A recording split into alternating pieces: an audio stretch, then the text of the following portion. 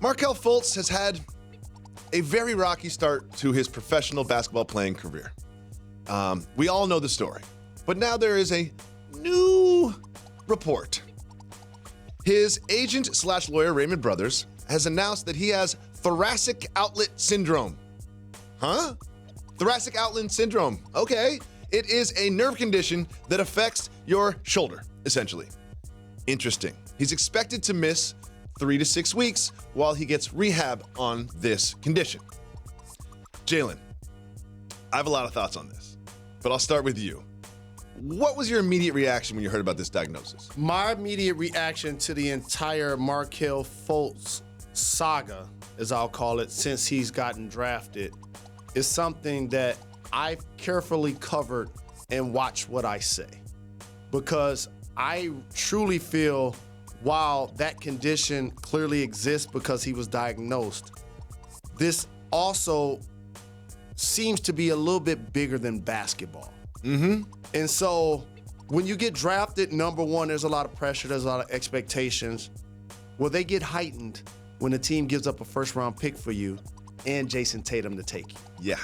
And then you play that team in the playoffs, and he's averaging over 20, and you're getting DNPs. Yeah. So you come into this year, the team force feeds you into the starting lineup for your value, for your confidence, and just to see what they can get from the number one pick, and hope that you were going to develop this year. Before you know it, the team goes out, makes a blockbuster move, and bring in Jimmy Butler. Now they're a contending team. They don't have time to nurture Markelle Fultz. So if he's going to have a long career, it's not going to be in Philadelphia. He will never meet expectations of a number one pick by the fans, by the organization, by teammates in that city. The best move for both sides is for him not to be a part of their squad anymore. That gives him the best opportunity to have a long career. So I'm glad you said that because that's where I want to start. Now, I did not know what thoracic outlet syndrome was before. I cannot diagnose thoracic outlet syndrome. I do not know anything about thoracic outlet syndrome, but I just want to display some facts.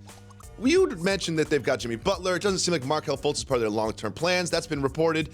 Okay, well then, what are we going to trade Markelle Fultz? His trade value couldn't be that high based on all the things that have happened.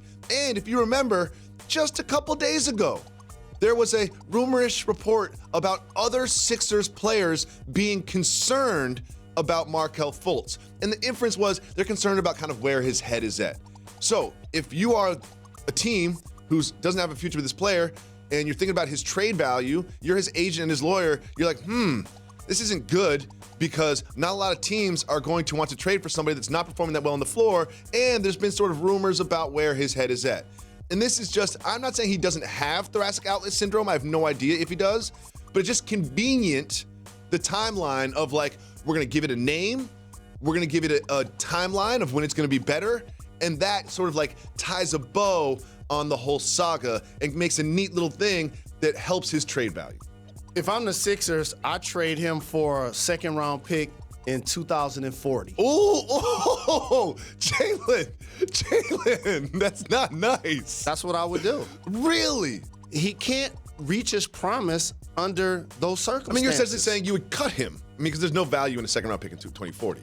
Well, there's always value in any pick, but also it's getting something in return. If you look deeper into rosters, there are people making $10 million that the team and or them are unhappy with their situation. Of course. You can move anybody in the NBA. Of course. Okay, that's the only thing that's going to give him a chance to have a career.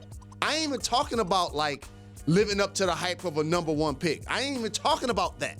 I'm talking about to have a career. I mean, that's where he is right now. Because he has the lowest scoring average, one of the lowest scoring averages in his first 2 seasons of any guy that's gone number one. Let me ask the question.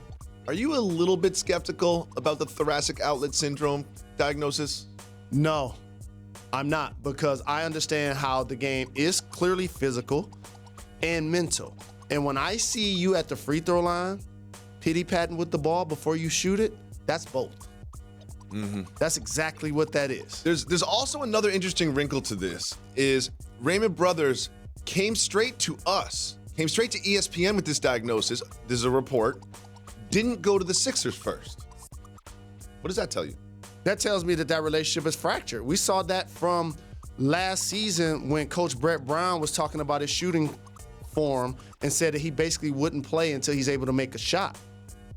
Okay? So we saw that fracture between his representatives and the organization happening last year. It just continued. And then he had a shooting itself. coach over the summer, and then he stopped talking to the shooting coach. There's something going on.